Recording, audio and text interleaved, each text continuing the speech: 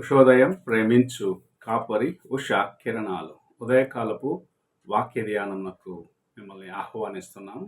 ప్రభు ఈ ఉదయకాల సమయమున తన వాక్యమును పంపి మనతో మాట్లాడినట్లుగా ప్రార్థనాపూర్వకంగా దేవుని యొక్క వాక్యము కొరకు సిద్ధపడదాం. ప్రార్థన. మా స్తుతులకు ఆధారభూతుడు అయిన గొప్ప దేవ, మమ్మల్ని ప్రేమించి నీ కృపను అనుగ్రహించి ప్రతిదినము నీవు నడిపిస్తున్న విధానాన్ని బట్టి స్తోత్రములు చెల్లించుకుంటున్నాను. ఈ ఉదయ కాలమున నీ వాక్యము చేత నాతోనూ కార్యక్రమం నాయన ఆసక్తితో వీక్షిస్తున్న ప్రతి ఒక్కరితో మాట్లాడమని వేడుకుంటున్నాము. తండ్రి, వినగలిగిన చెవిని, గ్రహించుకునే హృదయాన్ని మాకు అనుగ్రహించుము. నీ వాక్యములో నాయన సత్యములను గ్రహించి దేవా వాక్యానుసారముగా నడుచుకునే కృపను మాకు అనుగ్రహించమని నీ వాక్యము చేత మమ్మల్ని ఆశీర్వదించి నడిపించమని యేసు పరిశుద్ధ నామమున అడిగి వేడుకుంటున్నాను పరమ తండ్రి, ఆమేన్. ఈ ఉదయకాలపు వాక్య భాగము మార్కు సువార్త 4వ అధ్యాయము 36వ వచనము నుండి 39వ వచనం వరకున్న వాక్య భాగమును చదువుకుందాం. ఆ దినమే సాయంకాలమైనప్పుడు ఆయన అద్దరికి పోవుదుమని వారితో చెప్పగా వారు జనులను పంపివేసి ఆయనను ఉన్నపాటున చిన్న దోణిలో తీసుకుని పోయిరి. ఆయన వెంబడి మరికొన్ని దోణిలు వచ్చెను.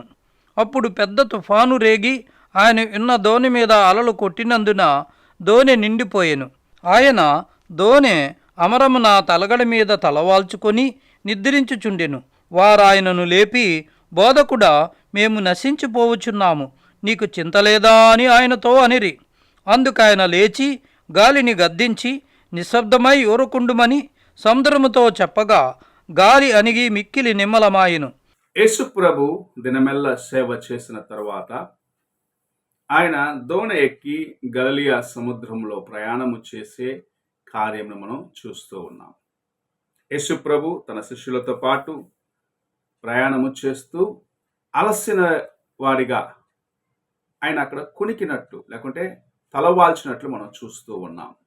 ఈ సముద్రము ఎలాంటిదంటే, ఒక పక్క నుండి మెడిటరేనియన్ సీ నుంచి వచ్చే గాలి, మరి ఒక పక్క కొండలతో ఉన్నదాన్ని బట్టి అక్కడ నుండి వచ్చే గాలి కలిసినప్పుడు అకస్మాత్తుగా క్షణములోనే ఈ గలిలయ సముద్రములో తుఫాను రేగే పరిస్థితులు ఉంటాయి. చాలాసార్లు అందులో చేపలు పట్టేదానికి వెళ్ళేటప్పుడు వాతావరణం చాలా బాగుంటుంది అనుకుంటారు. కానీ క్షణములోనే, కొన్ని నిమిషాల్లోనే ఆ యొక్క పరిస్థితులు మారిపోయి తీవ్రమైన గాలి చేత కొట్టబడిన వారిగా, అలల చేత బాధించబడిన వారిగా అక్కడ ఉన్న మత్స్యకారులు అనేక సార్లు కష్టపడుతూ ఉంటారు. యేసు ప్రభు తన శిష్యులు బయలుదేరినప్పుడు సముద్రము చాలా నిమ్మలముగానే ఉన్నది. కానీ ఎప్పుడైతే గాలి వీసినదో అలలు పొంగటము ప్రారంభించారు. యేసు ప్రభుతో పాటు ఉన్న శిష్యులు తమకు తెలిసిన జ్ఞానం బట్టి ప్రయత్నిస్తున్నారు. కానీ తమ జీవితంలో ఎంతగా వారు ఆ సముద్రానికి అలవాటు పడ్డవారిగా ఉన్నప్పటికీ సముద్రంలో కలిగే ఆ యొక్క పెనుగాలిని, దాని చేత రేగుచున్న ఆ యొక్క అలలను వారు దాటి రాలేకపోతున్నారు. అనేక సార్లు నీ జీవితంలో, నా జీవితంలో ఇలాంటి కార్యములు చూస్తూ ఉంటాం. పరిస్థితులన్నీ సాఫీగా వెళ్ళిపోతున్నాయి, ఏమి మనకు కష్టం లేదు అనుకుంటాం. అయితే ఎక్కడ నుండి వస్తుందో సమస్య తెలియదు. క్షణములోనే నీ జీవితంలోకి ప్రవేశిస్తుంది. క్షణములోనే అది నీ జీవితాన్ని అల్లోకలము చేస్తుంది. నీవు అంతవరకు నిమ్మలముగా ప్రయాణిస్తున్న ఒక వ్యక్తిలాగా ఉన్నావు. కానీ నీకు అప్పుడు ఏమి చేయాలో తోచక, దిక్కు తోచని వ్యక్తిగా మారిపోయి, ఎలాగూ ఇందులో నుండి బయటకు నేను రాగలనని ఆలోచిస్తూ ఉంటావు. నీకు పరిష్కారం లేక నీకు విడుదల ఇచ్చేది ప్రభు అయిన యేసుక్రీస్తు నీతో పాటు ఉంటే మాత్రమే అన్న కార్యమును ఇక్కడ ప్రభు మనకు జ్ఞాపకం చేస్తున్నారు. శిష్యులకు ఆ సముద్రము బాగా అలవాటే, కానీ ఆయనను అందులో నుండి బయటకు రాలేకపోతున్నారు. యేసు ప్రభు దగ్గరకు పరిగెత్తుకుంటూ వెళ్ళినారు. మేము చనిపోతున్నాము, నీకు చింత లేదా అన్న రీతిగా యేసుతో మాట్లాడుచూ ఉన్నారు. మన జీవితంలో సమస్యలు వచ్చినప్పుడు, అయ్యో నేను నాశనం అయిపోతున్నాను, నా యొక్క జీవితం పాడైపోతుంది, నాకు ఇంత ఇబ్బందిగా ఉన్నది, నన్ను సంరక్షించే వారు ఎవరు లేరా అని అలమటిస్తున్నావేమో. ప్రభు నీ వైపు చూసి ఈ ఉదయకాల సమయమున మాట్లాడుచూ ఉన్నాడు. నేను నీకు సమీపముగా ఉంటే ఎలాంటి పెనుగాలైనను సరే, ఎలాంటి పెను తుఫానైనను సరే, నీ జీవితమును తల్లకిందులు చేసే ఎలాంటి సమస్య నీ ముందున్నను సరే, అందులో నుండి నీకు విడుదల ఇస్తాను, నిన్ను రక్షిస్తాను, నీ జీవితమును మారుస్తాను, నిన్ను ఆశీర్వాదకరముగా మార్చి ఒడ్డుకు చేరుస్తానని ప్రభు సెలవిస్తూ ఉన్నారు. శిష్యులు కలవరము చెందినారు, కానీ ఎప్పుడైతే ప్రభువు లేచి గాలిని అలలను ఆయన అణిచివేసినాడు, ఆయన యొక్క మాట సెలవిచ్చినదే, ఆయన ఒక్క మాట సెలవిచ్చినాడు, గాలి ఆగిపోయినది, సముద్రము పొంగటము ఆగిపోయినది.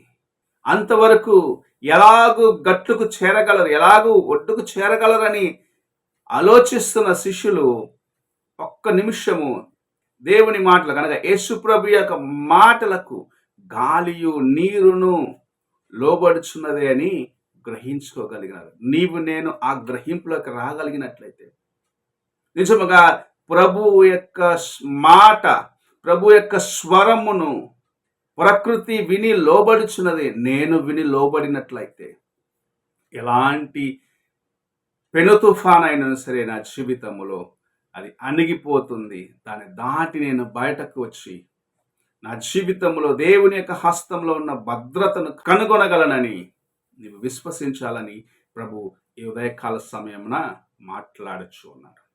దేవుని యొక్క స్వరము నీతో మాట్లాడుచున్నది. నీవు ఎలాగూ నీ జీవితంలో ముందుకు వెళ్తున్నావు? పోరాటంలు ఉన్నాయా? సమస్యలు ఉన్నాయా? కష్టాలు ఉన్నాయా?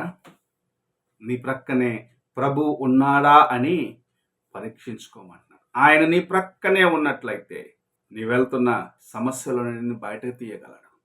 వాటిని దాటి బయటకు వచ్చేదానికి నీకు మార్గమును చూపించగలడు. నిన్ను నడిపించేవాడిగా నీకు సమీపముగా ఉన్నాడు. నీవు ఆయనను కలిగి ఉండకపోతే, ఆయన నీ జీవితంలో లేకపోతే, నీవు ఎంత ప్రయాసపడినను, నీ యొక్క సొంత బలము చేత, ఎన్ని ఆలోచనల చేత నీవు ఈ కార్యం నేను తప్పించుకుంటాననుకుంటావో అవన్నీ విఫలమైపోయి ఏమి చేయాలని తోచని ఒక స్థితికి నీవు వెళ్ళిపోతావు. అందుకే ప్రభు సెలవిస్తూ ఉన్నాడు, ఈ ఉదయకాల సమయమున దేవుని నీవు కలిగి ఉండు. నీతో పాటు ఆయన ఉన్నట్లయితే నీ జీవితంలో కలుగుచున్న అలలు, నీ వీస్తున్న గాలిని అణిసివేసి, ఆ పొంగును ఆపివేసి నిన్ను ఒడ్డుకు చేర్చేవాడిగా ప్రభువు ఉన్నాడు. ప్రార్థన చేసుకుందాం. పరిశుద్ధుడైన తండ్రి, కృపగల యేసయ్య, ఈ ప్రాతకాల సమయమున మీరు మాకు అనుగ్రహిస్తున్న ఈ యొక్క మాటల కోసం వందనాలు చెల్లించుకుంటున్నాం. మా జీవితంలో ఎలాంటి పరిస్థితుల్లోనూ సరే వాటిని దాటి బయటకు వెళ్ళాలంటే, దాని విడుదల పొందుకోవాలంటే నీవే మాకు సహాయము, నీవే మమ్మల్ని నడిపించేవాడివని విశ్వసించేదానికి నీ కృపను కలిగి ఉండుటకు మాకును సహాయము చేయమని ఈ ఉదయకాల సమయమున నీ వాక్యం వింటున్న ప్రతి ఒక్కరిని ఆశీర్వదించి నడిపించమని యేసు పరిశుద్ధ నామమున అడిగి వేడుకుంటున్నాను పరమ తండ్రి, ఆమేన్. తండ్రి అయిన దేవుని ప్రేమ, కుమారుడైన క్రీస్తు కృప, ఆదరణకర్త అయిన పరిశుద్ధాత్మ యొక్క సహాయం ఇప్పుడు ఎల్లప్పుడూ తోడై ఉండి సదాకాలము నడిపించును గాక. ఆమేన్.